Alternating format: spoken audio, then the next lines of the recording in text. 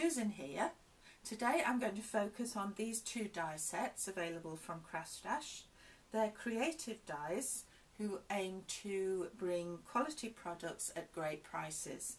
This is a male sentiment die set, 6 dies featuring dad, husband, brother, son, granddad and uncle, and this is in extras. So you could link this one up with this one or with the female set, because you've got Two Are Wonderful, With Love, you've got Step, you've got Special, you've got In-Law, you've got My and. And I'm going to make a few cards for you to see today using these. I'm also going to use Distress Oxide backgrounds. With the creative dies I've cut out several images trying out the negatives as well as the positive. Here you can see husband, positive and negative. This one, this is husband. I've cut it out 5 times and then stuck them all together, so I've got a thick image.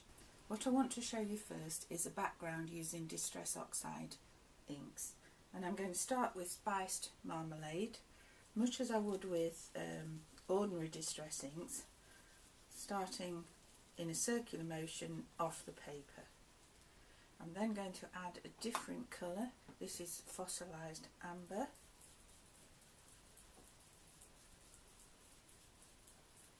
And I'm just going to work it in together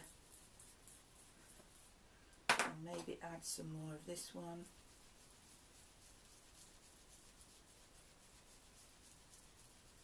I don't want any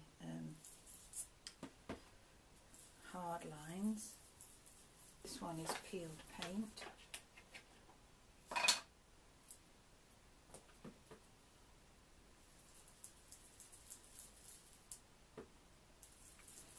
And the last one is Faded Jeans.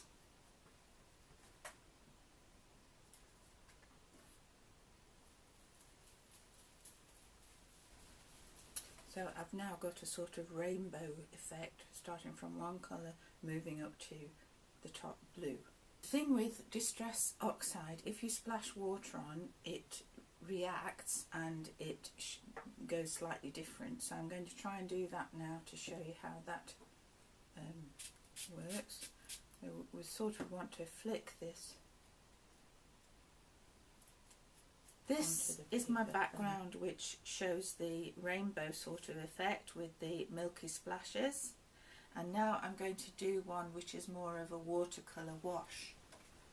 First of all, I'm just going to saturate the paper with water.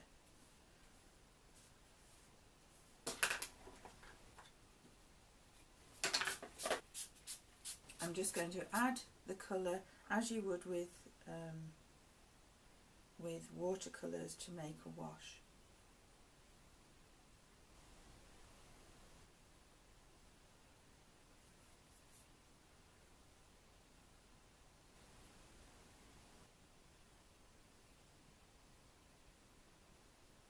And this is an example of that sort of background when it's dried.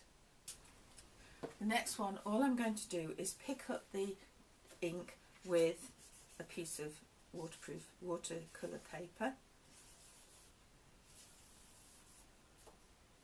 like that,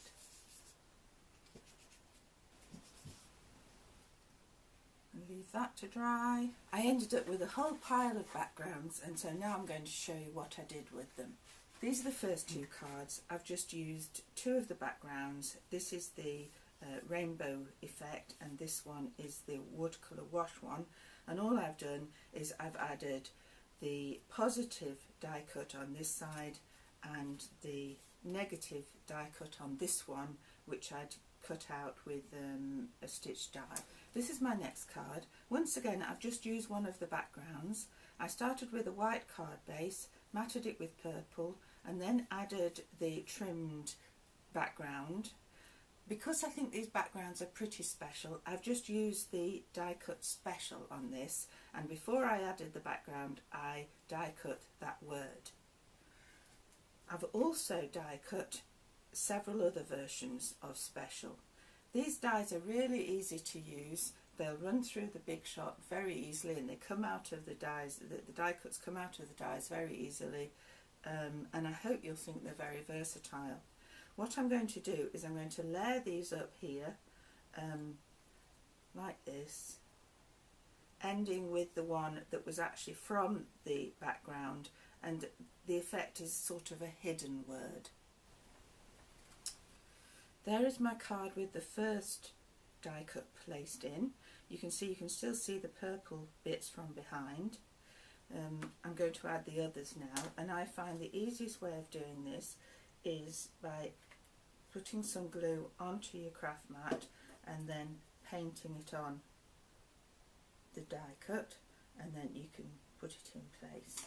As you can see, I've now added the die cut that was cut from the background on top, and you've got a sort of raised image on the card, and that's this one finished. For my next card I decided to do some emboss resist. So I've got one of the backgrounds, I've got a background stamp, it's just sort of a lattice, this one, and I'm adding Versamark to that. And when you can see that it looks shiny, then you know you've got enough on. The next thing to do is to add some clear embossing powder.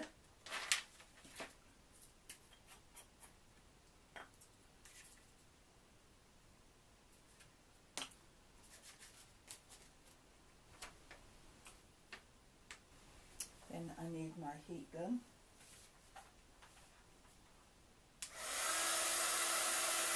Then next I'm going to add some more Distress Oxide.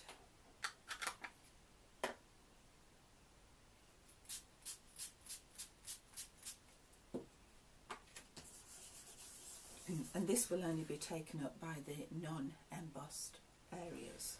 And here's the card I've made. I've placed squares of the emboss resist background behind these 3 apertures. I've added husband, which is one of those layered up images, and 3 buttons, and that's the card. Those are my cards for today using the creative dies. I hope you've enjoyed my little video. Remember, you can see the details of the dies down below, and I'll see you again soon. Bye!